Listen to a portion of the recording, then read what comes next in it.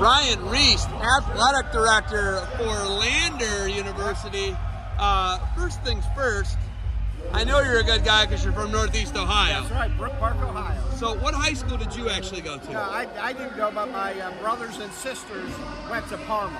They went to Parma. Yeah, Parma High. Parma the High. Red Men. Yeah, the Red Men. Okay. Yeah. And then did you guys move out of Northeast Ohio? We did when I was in third grade to up to Detroit.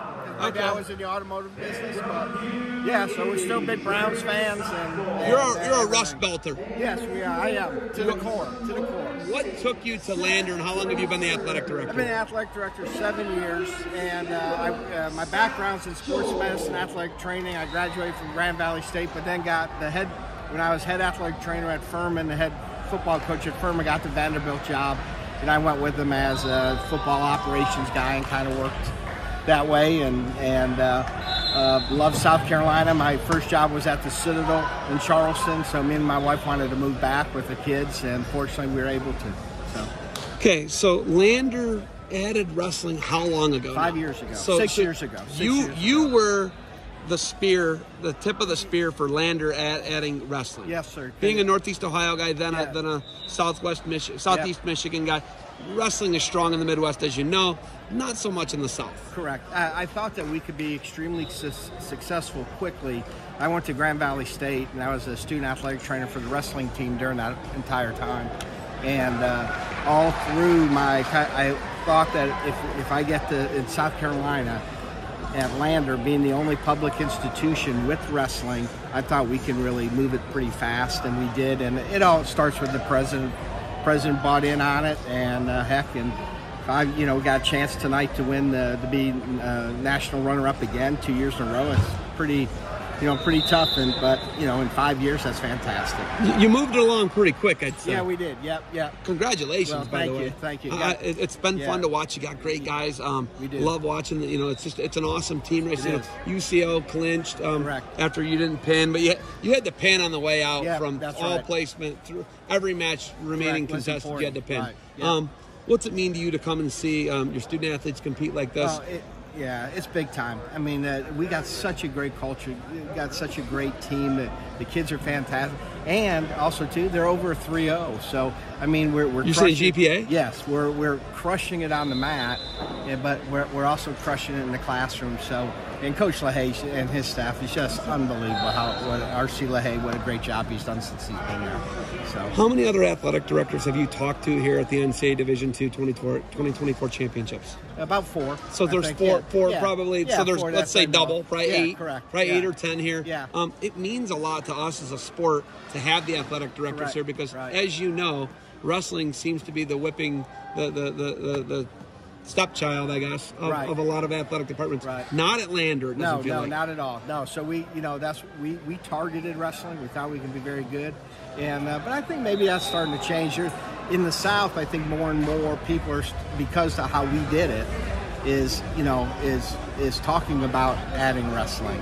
So if we can add more teams in the South, heck, that'd be fantastic. And it's crazy to think about it because moving forward, Montevallo, right? That's the one. They have a finalist. Yeah, They're their first year in existence. Exactly. So you can move it along quick. In wrestling, you can do it quick. Correct. It's really hard in football. Oh, it is. It's really hard in men's basketball. And those are money sports. Correct. And you need, you can build it in wrestling, but in basketball and football, you got to win right away. Right away. And if you don't win right away, then you're going to get in that cycle of being one of them teams quickly that can't win. Mm-hmm. And it's so much easier to start a team from scratch than it is to take a team you inherit as an AD and try to make them better. So I love adding sports, and we've added a few and had success. So. It's wild in Northeast Ohio. You look at it, and I know that you did it in South Carolina. Limestone did it like probably 10, 15 years ago, I'd say. They added it 20 years ago, whatever it was. And then their coach came up for Cleveland State, and he's a Northeast Ohio guy. But if you look, sometimes people get a little reckless with it. They do. And they do. Like Notre Dame College. Yep. That's what got Notre Dame College, and that's why the doors are closing. Well, I think also, too, that you got to have success in the enrollment management thing, not just in athletics. A lot of schools build it in athletics. So in 2010, when I got to Lander, we had, 2017 when we got to Lander, we had 210 student athletes. Now we're up to 700. But the other side of campus, we were at 2,100. Now we're at 4,500. So as long as the other side of campus is growing, you're building. Let's call them paying students. Yeah, exactly. You got it. It's a model. I know Lake Erie College has it because they're the where I teach and where I work is a mile from there. Right. So they're my main coverage point. Right. It's easy. And they're awesome. I love dealing with them. But they have a model. Where how much are you giving out and what are you bringing in? Exactly. Roster based, right?